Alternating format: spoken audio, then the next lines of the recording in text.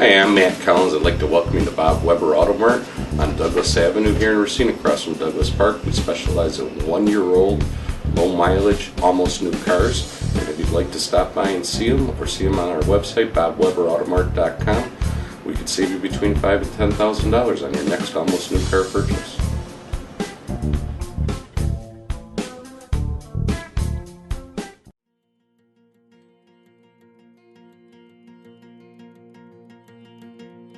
I'm Michael Burke, and this is Money Talks.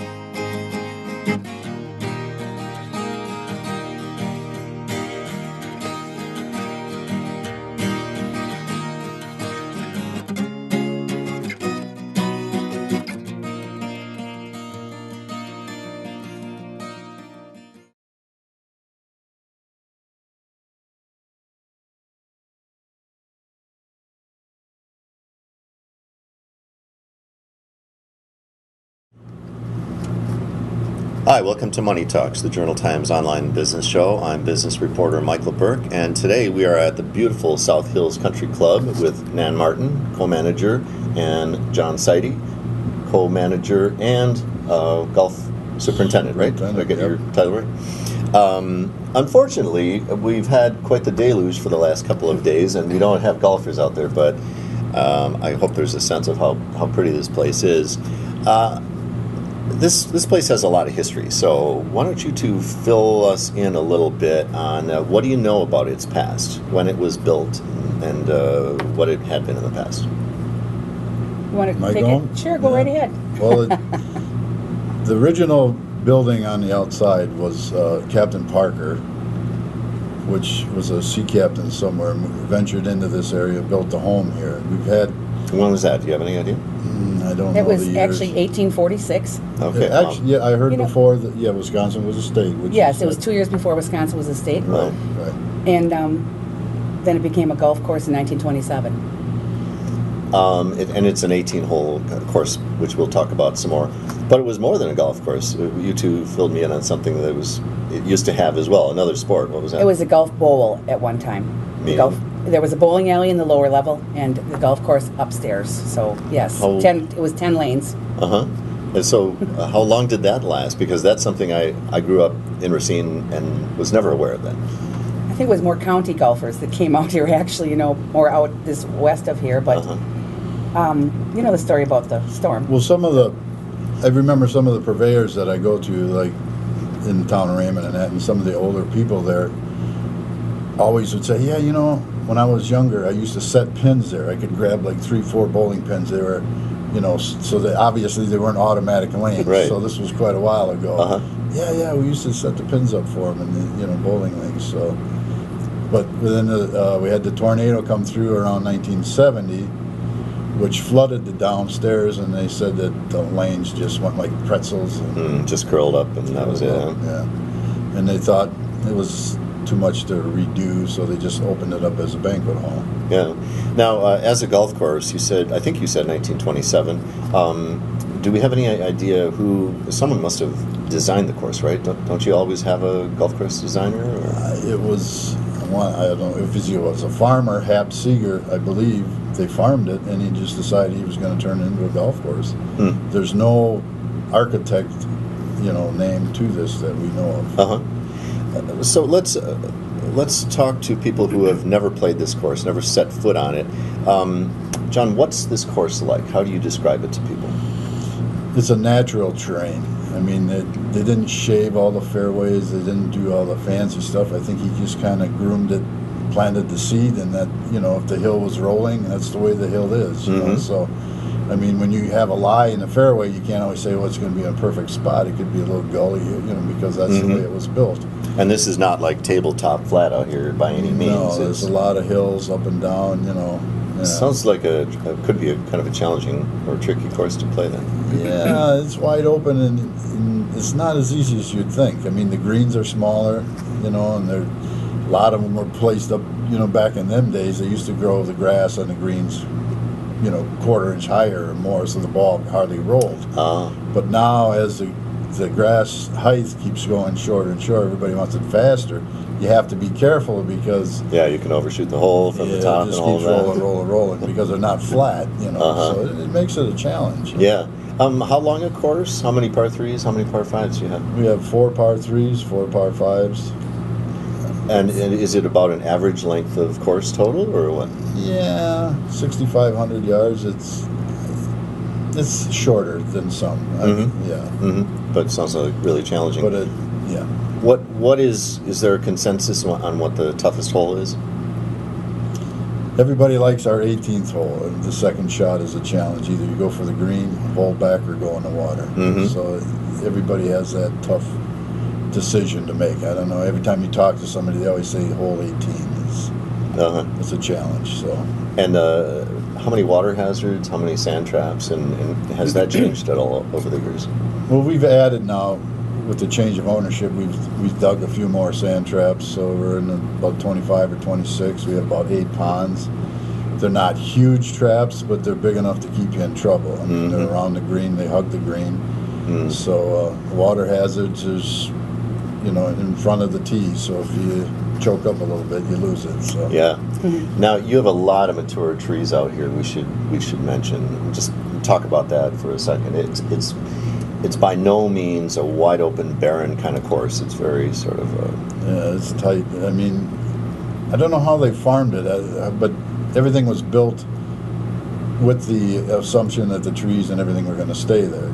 So they put a green under oak trees. We have like 3 or 4 of them that are under huge oaks. At the time, I think they thought that was neat. It looks neat, but it's an upkeep nightmare because it's always acorns and leaves. I suppose. It just never quit falling, But for the aesthetic value and the looks, it's pretty sharp.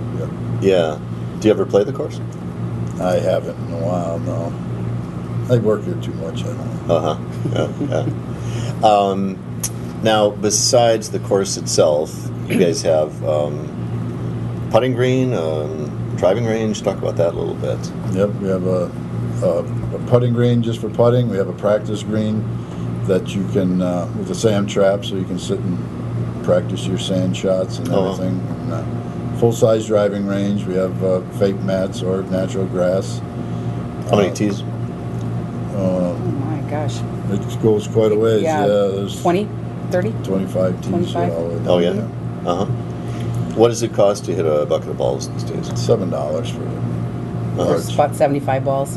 And what is it? I'm sure this is a multi-part answer, but what does it cost to play this course? Give an example or two for open play. Our weekday for the non-seniors would be $38 with a cart. Our weekends are $43 with a cart. And our senior rate is $29 with a cart 7 days a week. So what about for those who pull their own bag and don't need a cart? I don't have that one, sorry. Less. Okay. Yeah, it's less. $25, I believe. 14, 25. Yeah. Is that pretty competitive with other courses around here? We're pretty competitive, yep. We are actually in this county one of the lower priced courses. I think we compare with one other course exactly the same as the lowest. So it's really good. We get a lot of people from Milwaukee and Chicago and Pleasant Prairie because of the pricing. Oh. Now, you alluded to the ownership change. Let's talk about that for a minute, Nan. Dan Hintz is now the owner and has been for the last several years. About 7. But there's also a new management in place, which is you two since early 2012. The Jensens ran it for many years before that, and then basically turned it over. And Dan, were you two both with? Did Dan just say, "Okay, you two are now running the place," or what happened at that point? He actually approached John, and John approached me and asked if we'd be willing to, kind of fake it till we make it, kind of type of thing. Yeah, because John's been here for 40 years. And so you were superintendent Right. course superintendent at that time. And what were you doing at that time? I was office manager for 10 years and then pro shop manager for the last 2. All right. And now I'm just general manager. So I kind of know all the ins and outs. Now I know you two did some things physically to the facility when at that point when the Jensens turned it over, and you two took over. So what changes have you made? Well, actually, we've put all new ceiling tiles in the entire building. because of this flat roof on this building, even the Jensens had problems with it. It leaks, it leaks. So actually the new owner, Dan Hintz, took care of the roof now, and the ceilings are all new tiles, new carpeting. The entire interior has been painted. It's been brought up to code. Basically, I mean, there are some things that get grandfathered in it sometimes, and so we brought the kitchens up and things like that. Oh, yeah. And the outside of the building has been painted. They've landscaped the outside of the building a little more in detail. And you said also you added a few sand traps and things to the course. So, so those are some of the changes if somebody hasn't been out here in a couple of years. One of the cosmetic additions that I think is really interesting, I'm looking at it from here across the bar, is that incredible mosaic. So, Nan, tell where that comes from. That is from Dan Hintz's wife, Ginny Hintz, and she does mosaics. She's installing a couple more soon. But yes, that took her about 3 months to make, and we have so many golfers, men golfers. I'm just surprised at how many men golfers go up to that and just think it's just beautiful. It is. Which I'm sure it has something to do with the golf too, but it is. It's unbelievable. So yeah, we'll have those spotted throughout the building soon.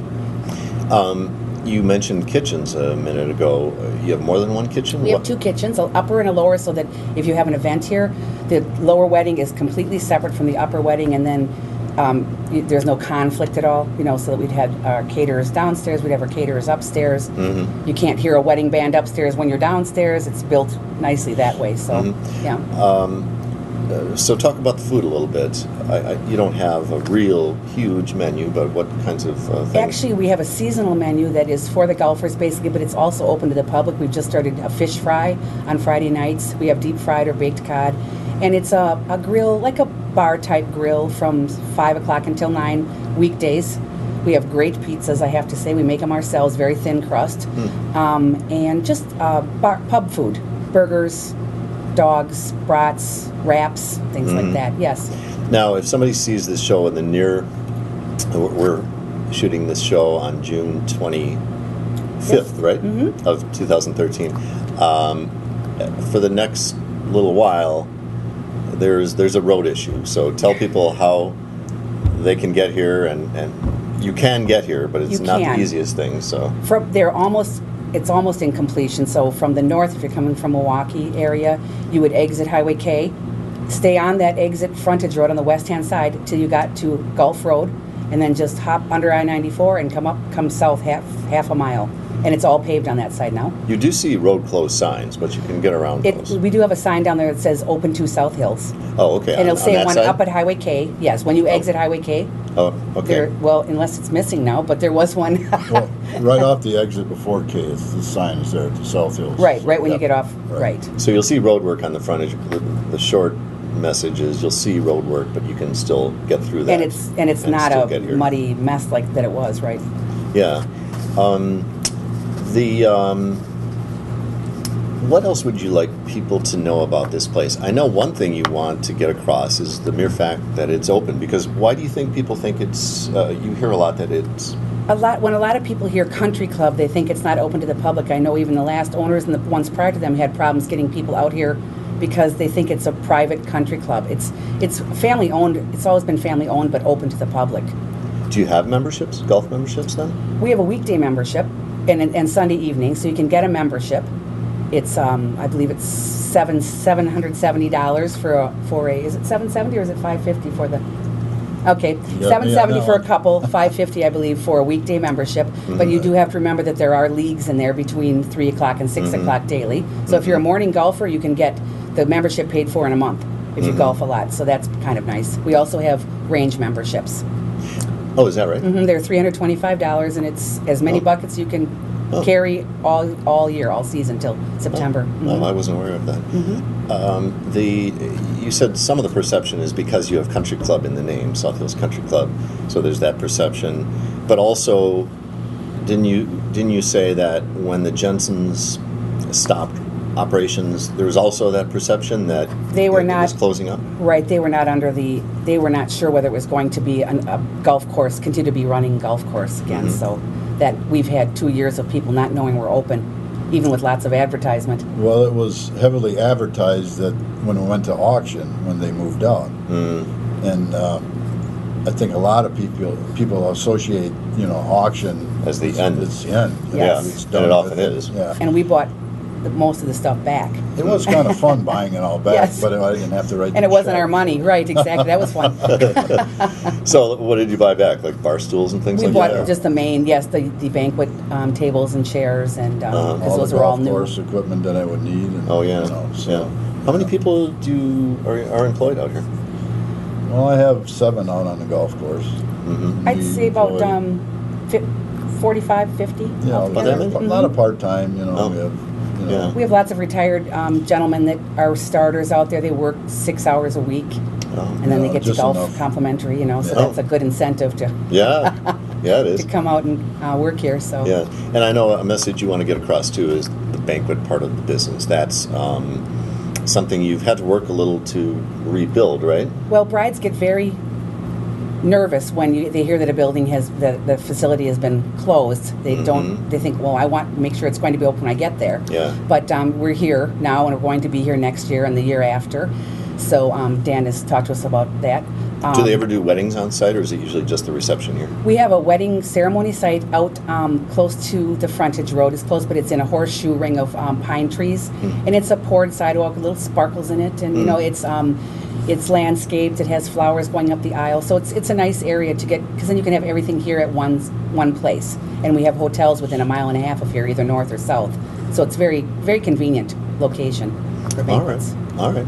Well, I invite anybody watching this to come out and play the course and check it out when it stops raining. John, you going to be open for golf tomorrow Oh, yeah. on the 26th of June? Okay. Well, I shouldn't say, oh, yeah, unless we get a monsoon this afternoon. Huh? Yeah. We'll still be open, but Oh, for we'll walking. be here, yeah. We'll be walking. but Okay. We'll be here. All right. Well, John Syty and Nan Martin, thanks for being on Money Talks. You've been watching the Journal Times online business show. I'm business reporter Michael Burke. Thanks to our producer, Greg Shaver. And please remember, Money Talks.